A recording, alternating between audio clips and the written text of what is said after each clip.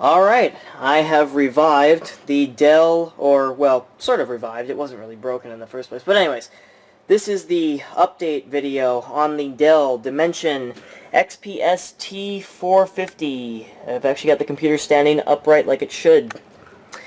And, I decided, to make the update video today for a special reason. It's mainly because we have a birthday today. Another operating system is celebrating its 15th birthday today. Which operating system? Stay tuned and you'll find out. It'll be in this video. So, as I said, I gave you an inside tour the last time. I really can't turn the computer over while I'm trying to film. I mean, it would be a real pain to have to put it back together and all. So, I'm just going to do a closed case video this time. Basically just to... I didn't really do much in the inside the case. I just added a hard drive, and some expansion cards, and of course did a little RAM upgrade, which I'll talk about in a minute here. For the back, you can see what I did was I swapped the video card that was in there, the ATI Rage 8MB graphics card, with the nVidia GeForce TN2 MX400, or not TN2, sorry, the nVidia GeForce 2 MX400 video card with TV out, with 64 megabytes of graphics memory for better graphics, a USB 2.0 card, so I don't have to use USB 1.1 here, which both ports are already used up because the PS2 port, which does work, but I don't have any other PS2 keyboards. The only one I had a bent pin in the PS2 port, which is now a broken pin, so I have to use a USB keyboard. But yeah, I upgraded the video card. I also installed a USB 2 card to get 4 more USB ports, plus they're 2.0, so they're much faster than 1.1. I left the sound card in, but connected a CD audio cable to the CD-ROM drive for the CD audio port, or audio jack on the CD drive to work. The modem I didn't really touch, and I was going to get an ISA Ethernet card, but I was perusing the internet, and honestly, I just didn't really see anything appealing to me that I really liked, so I just decided, you know what, I'm going to skip that. The old video card I actually do have here. It's in this anti-static bag. That's what it looks like. It was just a crappy ATI Rage card from 1998. Other than that, though, I installed a 80 gigabyte Western Digital hard drive, IDE of course, from '06, manufactured around the time I created my Microsoft account, just a few weeks after. November 16th or 18th, I believe, was the date on there. But it still works. So without further ado, let's go ahead and fire up this computer, and I'll tell my story about installing Windows on this machine. First of all, the memory upgrade. This originally had 96 megabytes of RAM when I first got it. The thing is, though, I tried to upgrade it to, I think I was going to upgrade it to something like 576 megabytes using two 256 megabytes and one of the 64 megabyte sticks in there. Turns out one of my 256 megabyte sticks went bad, so now I only have 352 because I had to put one of the original RAM sticks back in. There's the post beep. Now here comes another problem. And in a minute here, yep, you guessed it, it's Windows Millennium's 15th birthday today. On this date in the year 2000, Windows Millennium came out, but that's besides the point. Getting it to install on this hard drive was a pain because this machine, again, suffers from the infamous keyboard failure problems that plague these Dell machines. Now, I don't know if it's just the USB keyboard or if it needs a PS2 keyboard or what, but it was saying it was throwing keyboard failure errors. Maybe that's because of the USB keyboard. I can try a PS2 keyboard if I can ever get my hands on another one. But, what happened was... There's the Windows Millennium startup sound. What happened was I had to put the hard drive in 3 different computers to get Windows Millennium to install. Since I couldn't use the keyboard, I couldn't do it in this machine.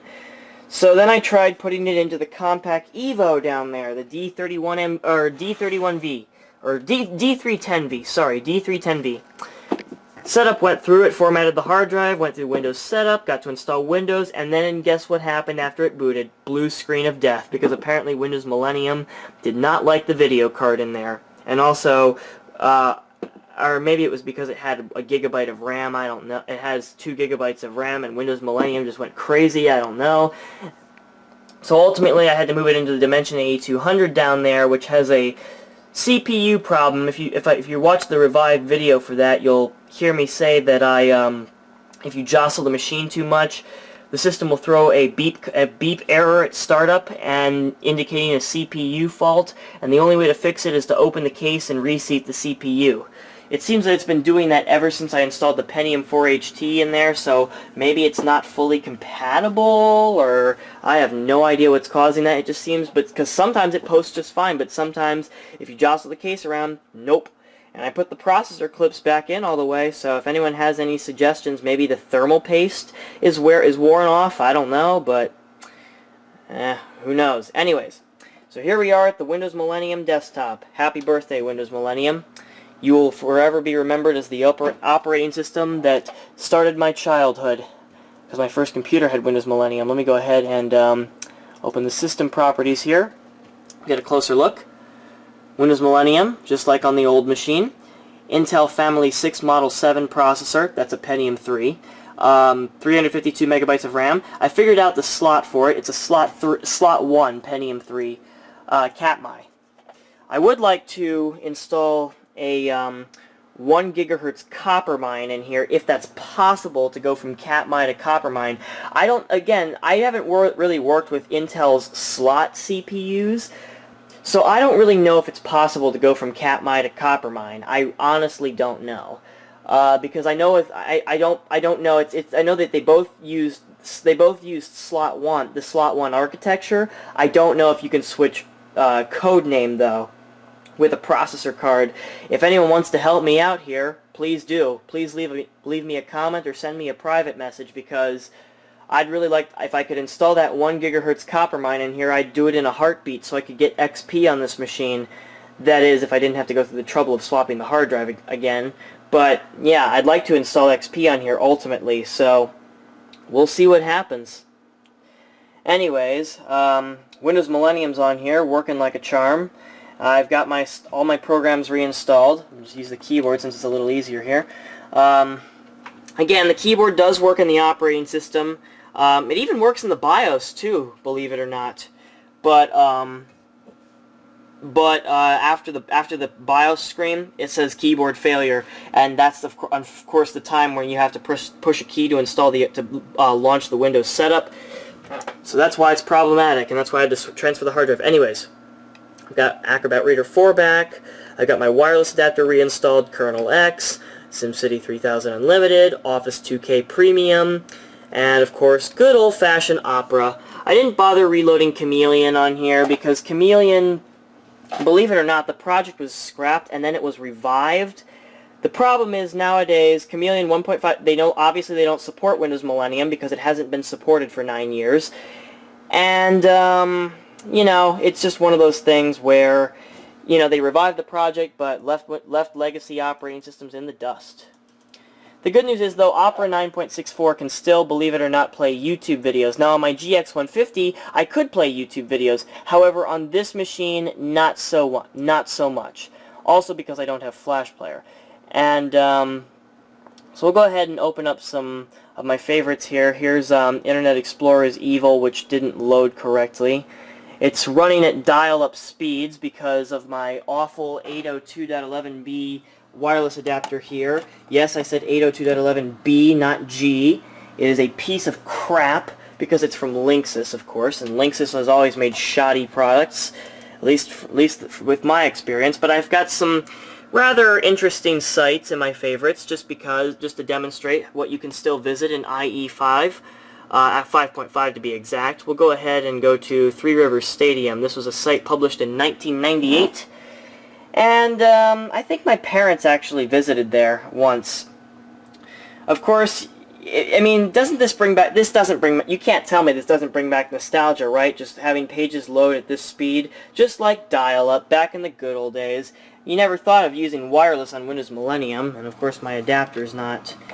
Oh god, alright. But as you can see, it's not able to load just like it should. Oh, well, there it goes. Apparently bashing up your wireless adapter a little bit gets it to load no problem. Anyways, though, you can see all these ancient logos here. I have no idea if some of these companies are still around. Optimized for Microsoft Internet Explorer, Netscape 3.0 or IE 4.0. Oh, the good old days. Anyways, that's just a quick tour. I also have Opera on here so I can access more modern sites.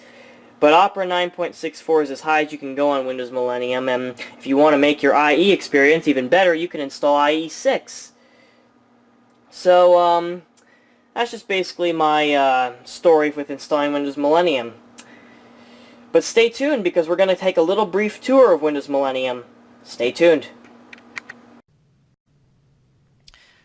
Well, guys, as I had promised, I would be doing this brief tour of Windows Millennium Edition, because today, September 14th, is Windows Millennium's birthday. On this date, in the year 2000, 15 years ago from today's date, the, quote, worst version of Windows was ever released. Windows, or PC Magazine named Windows Millennium Windows Mistake Edition, or Mistake Edition.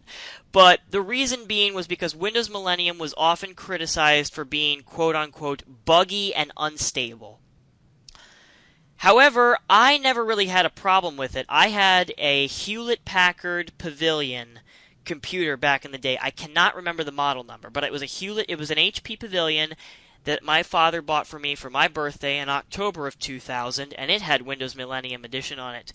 And I did not have many problems with it, except for the HP crapware that shipped with it. Anyway, so today we're going to be doing a brief tour in honor of Windows Millennium's 15th birthday. Now, one disclaimer. I do apologize for the video quality on this, but I think it's worth the poor quality. The reason being is because, believe it or not, I'm actually doing this tutorial on actual Windows Millennium hardware, that revived Dell Dimension XPS T450. That computer is being used to record this video. I found an old screen recorder called Quick Screen Recorder, which you'll see over here. It was made in 2005, about 10 years ago, and it was one of the only screen recorders I found that still supports Windows Millennium.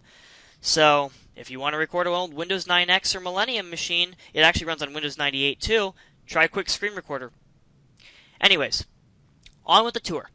Windows Millennium, as you'll see by this Wikipedia page, was released on today, September 14th, 2000, except it was a Thursday, not a Monday back then. It is version 4.90, and it was the last Windows 9X operating system. Now, I'm only going to use the Wikipedia articles for reference on stuff I don't remember, so bear with me here. Anyways, Windows Millennium came with a lot of new features. Basically, in the year 2000, Microsoft released Windows 2000 Professional, but it was more of a business operating system, and since Microsoft wanted an operating system to replace Windows 98 Second Edition, they were working on a new operating system, basically Windows 2000 Home Edition. That's what I consider Windows Millennium. It's a home edition of Windows 2000, except Windows 9X based instead of NT based. And the result was Windows Millennium Edition. Microsoft, what they basically did was they revamped Windows 98 SE and called it Millennium instead. So, in other words, Windows Millennium was basically Windows 98 Third Edition, just Windows 98 SE on steroids in the long run. But, you know, we're going to go ahead and go through some features of it, because it did have some interesting features, some of which still exist in Windows today. And Windows Millennium, believe it or not, is one of my favorite operating systems. For vintage computers, not as a main OS, because it hasn't been supported for 10 years. Anyways, let's go ahead and get started with the tour. So a few things I wanted to talk about with Windows Millennium. The first, because it was a music and media operating system, one of the key features it allowed you to do was grab images from your scanner or camera via a program called Windows Image Acquisition, WIA. And this feature still exists in modern versions of Windows today. Windows Image Acquisition basically allowed you to plug in a scanner or camera via USB, serial, or parallel, and you could instantly get the data off of them. Unfortunately, if you have Windows Millennium with no updates like I do, it would often result in a BSOD. And because Windows Millennium had a lot of driver issues, because people back in the day had problems getting it to install due to its driver problems. So that's why Windows Image Acquisition would cause blue screens quite often. Now, I never had that problem, but I know my dad, who had Windows Millennium, had that problem on his computer when we were trying to import our vacation photos from when I went to San Francisco in August of 2000, and Windows Image Acquisition screwed him over. Fortunately, we were able to recover the data, but it almost corrupted the image files. I don't know if Microsoft fixed that in an update. I really hope they did, but that's Windows Image Acquisition. One of the removed features in Windows Millennium, I forgot to mention this, and this is another reason why a lot of people didn't like Millennium, was because Real Mode DOS was stripped out. Windows Millennium, it was the last operating system to have DOS as a foundation.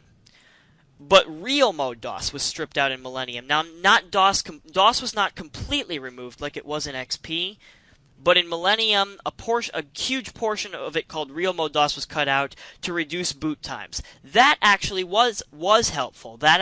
Windows Millennium is actually one of the fastest booting operating systems of its time.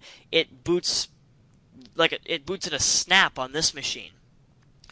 However, because Real Mode DOS was stripped out, a lot of legacy applications that required it would not run correctly on Millennium, or wouldn't run at all, and that was another reason Millennium was criticized. As for other features in Millennium, we can take a look at some of the new features. We have a new Internet Explorer version, which was Explorer 5.5, versus what shipped with Windows 2000, which was IE5, and 98 SE also shipped with IE5, but first edition shipped with version 4. This is version 5.50. I haven't upgraded to 6, which you can do to make your Internet Explorer experience even better and get more viruses on Windows Millennium, which for an operating system like this would be great, right? Yeah, I didn't think so. But anyways, this is Microsoft Internet Explorer version 5.5, shipped with Windows Millennium. It basically had better JavaScript support and better Flash support for the time. Now, obviously, now you're not going to see that. But if you go to an old site like this, like Internet Explorer is Evil, you'll still be able to open vintage pages. In fact, I have a favorites bar full of old 90s websites that still work in these old versions of Internet Explorer. So Internet Explorer 5.5 was basically just content improvements to Flash content and Java content on the web. So that was Internet Explorer 5.5. Now, of course, it all sucks, but back in the day, for Internet Explorer, I have to say, wasn't too bad, but still I used Netscape. Another major thing you might notice is Millennium Edition. Windows Media Player is actually a full-blown program in Windows Millennium, whereas before it was just a player. It's actually the full-blown program that we know today. Unfortunately, Microsoft hasn't released a new version since Windows 7. So it's still in Windows 8 and 10. However, it's version 12, which was released in 2009 when 7 came out. And this is version 7.0, the first version to be a full-fledged program.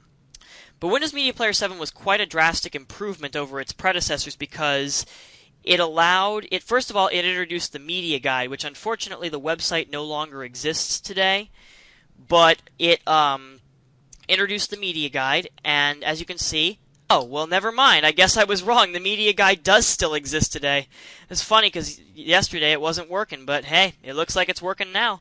But anyways, here's the Windows Media Guide, which was first introduced in Windows Media Player 7. Obviously, in the year 2000, it looked a lot different, and since many people use dial-up internet, you wouldn't often see the media guide because you wouldn't be connected to the internet. But it basically, like Windows 98 did, brought the power of the web to your computer.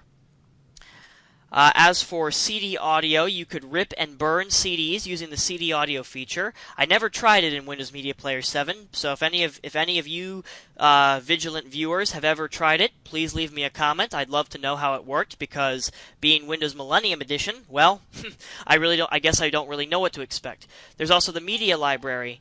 As you can see, since this is the first time, it's going to ask me if I want to search for media, so I'll go ahead and do that. Let's go ahead and see what it finds. So far, nothing. But anyways, while it's looking for files, basically this just allows you, this exists in Windows Media Player today as well. It basically searches your computer for audio files, media files, MIDI files, MP3 files, and other files that Windows Media Player 7 was capable of playing. As for MP3s, though, modern MP3 files might not play with Windows Media Player 7. I've had a problem trying to get some of my music to play because Windows Media Player claims that the file is corrupted, quote-unquote, when really it's not. It's probably just because of this old version of Media Player. That's what I would assume. Anyways, so this is where you could create playlists like you couldn't do before. You could add songs to a playlist. You could search your playlist. You could get info on your file. You could add stuff to your library. It was really cool, and all your playlists would appear in this little area right here. There was also the radio tuner. Now, Windows Media Player 6.1, which shipped with Windows 2K, had a radio tuner called Radio Tower Internet, but it was a web-based program. It just launched Internet Explorer is really all it did. This was actually part of the program. I don't know if it works anymore. Let's see if it does. Let me see if the radio tuner still works. I don't believe it does because it's been 15 years since this program was released, and apparently it doesn't work. That's a shame. Anyways, the next new feature in Windows Media Player 7 was portable devices. Now, the iPod didn't come out until a year after Windows Millennium came out.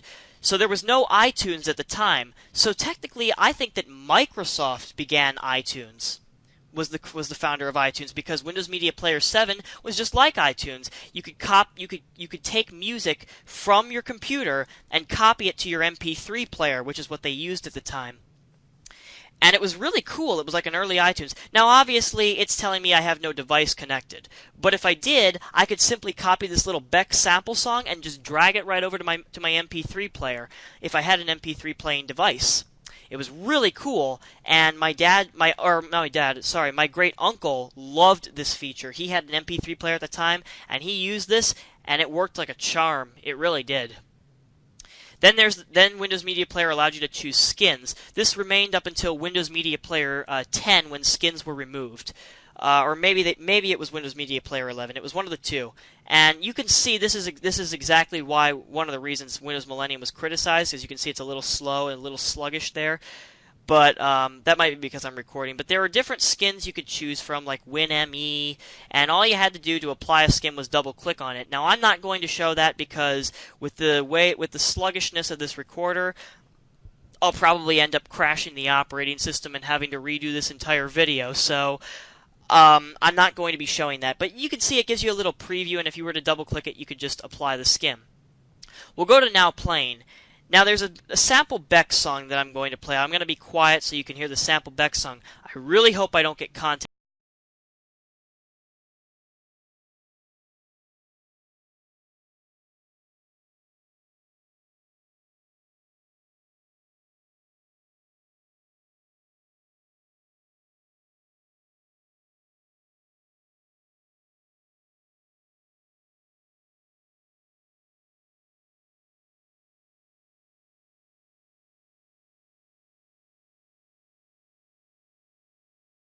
I can't get it to come. Let me actually try this again. Let me try pausing it.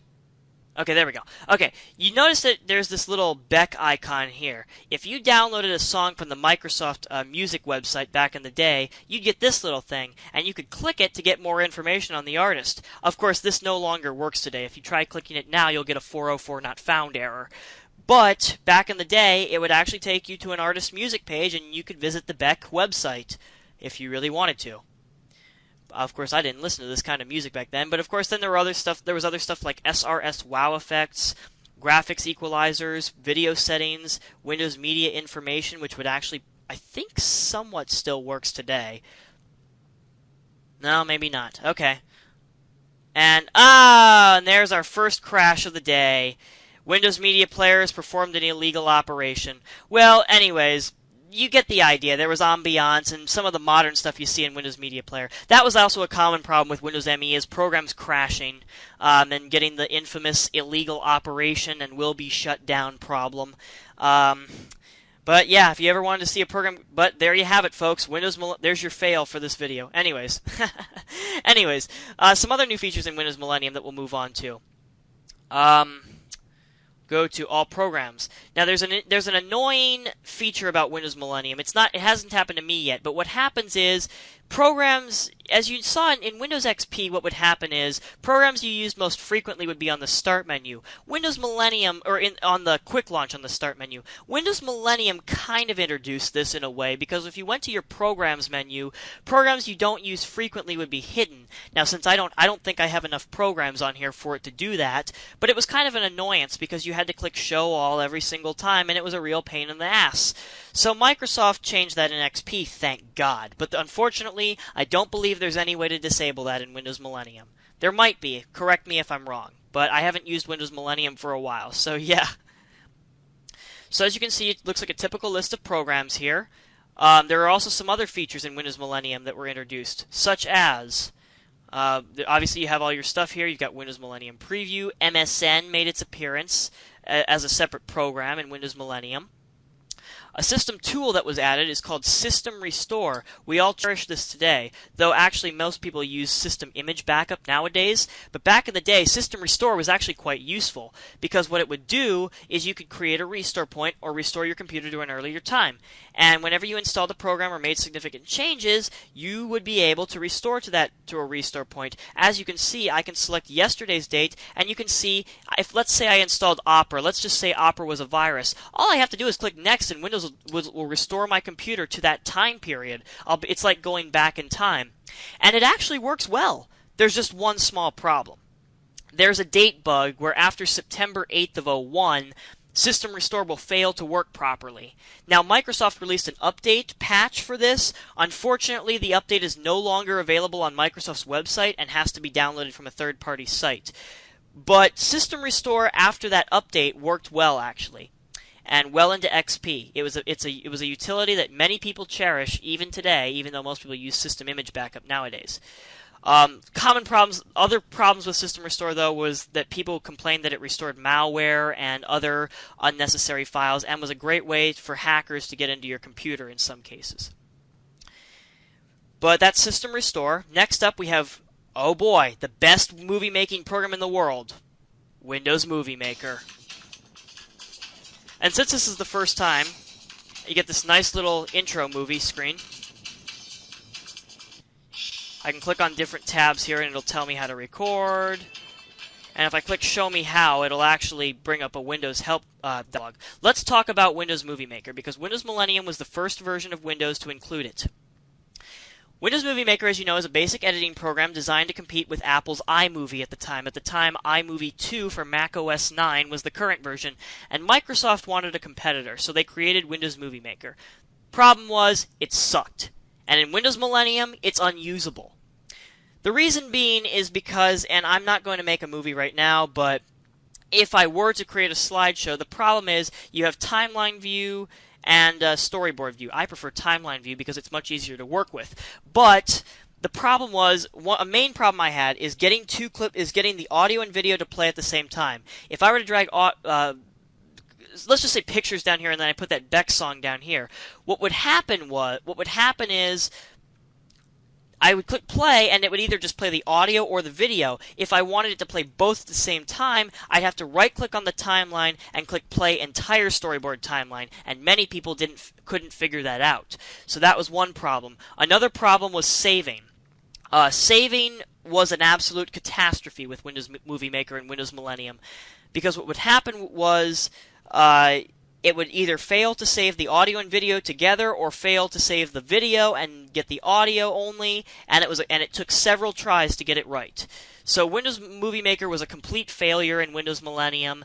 It often crashed and caused system errors, and that's why many people ended up using different editing software. Though back in the year 2000, iMovie was about the best you could get. Though I'm pretty sure they had Sony Vegas. I'm not sure if they did, but I just don't remember what kind of editing software they had back then. But Movie Maker was definitely not one of them. You'll notice there's this record button here. Like iMovie, this allowed you to plug in a digital camcorder that supported, that had FireWire or something like that, and you could record. The problem is, it was too much too soon, because many PCs at the time did not have FireWire built in, because Apple would have sued them. Steve Jobs would have had them in a lawsuit so fast it would have made their heads spin, because they wanted people to buy Macs back then. So, Apple wasn't playing around at that time. It wasn't until '02 or '03 when you started seeing FireWire in computers. So this was just one of those things that was too much too soon.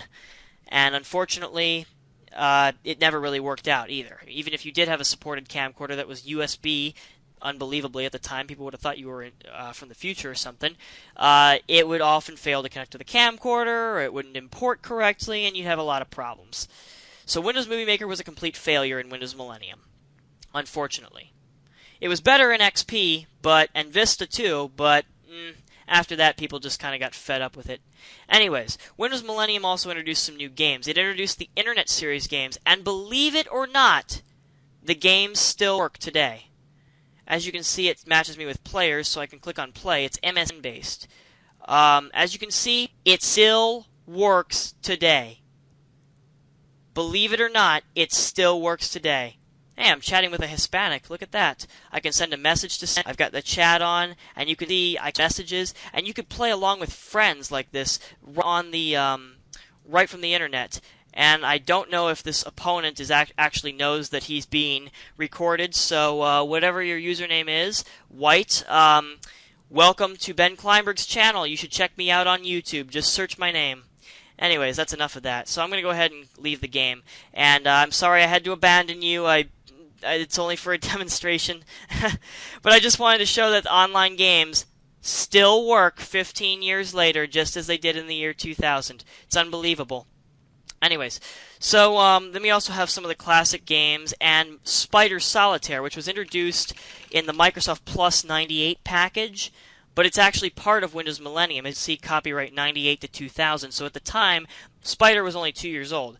Now, I haven't a clue how to play Spider. I think, if I'm not mistaken, you're supposed to get rid of all the cards. I don't know how to play it, but that's just one of those things.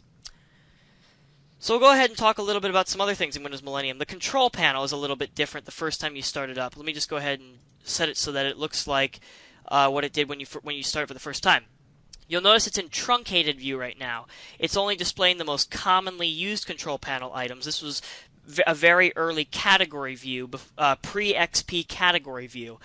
The thing is with this is that Windows Millennium, this is one of the more annoying things, was how it hid all the control panel items, and every time, well, at least if you made significant changes, you had to click View All Items to see everything, to get stuff to work. As for the control panel, there really is nothing much different here. It looks just like a Windows 9X control panel. It has the exact same Windows 9X feel to it, so it's very similar. I don't really think I need to show that. And then there were obviously some icon updates and stuff like that, but Windows Millennium definitely introduced a boatload of new music and media software with it. We'll go ahead and go to Wikipedia here. I'm the most reliable source in the world to just verify that I got everything right. Yep, I got WIA, USB, Windows Movie Maker. Oh, and DVD player. I completely forgot. Windows DVD player, though it's hidden in Windows Millennium, if we go to the hard disk drive, I'd have to go to my computer, but we go to the hard disk drive and you go to your system folder, you'll see a DVD player. It didn't work. It often caused BSODs and just displayed random errors and crashed often. So it was a failure, at least when I tried it. I know my great uncle bought an HP Pavilion laptop. I think it was an N series from the year 2000. Tried to play a DVD in it, and DVD player kept crashing, so he had to order a copy of InterVideo WinDVD from HP, which they sent for free since Windows built-in DVD player was a complete failure. Image preview is another feature in Windows Millennium. Actually, though, it's not new in Windows Millennium. It was actually introduced in Windows 2K. Basically, what this is talking about is if I select something like Diagonal Sand, you'll see it displays a little preview down here. That's what they're talking about. But that was in Windows 2K as well.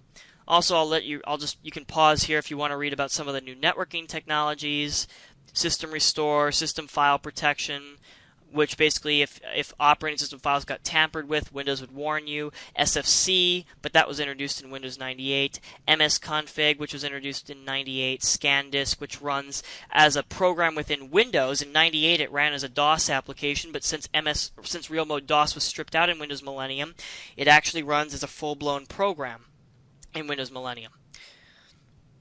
compressed folders, there were some new accessibility options.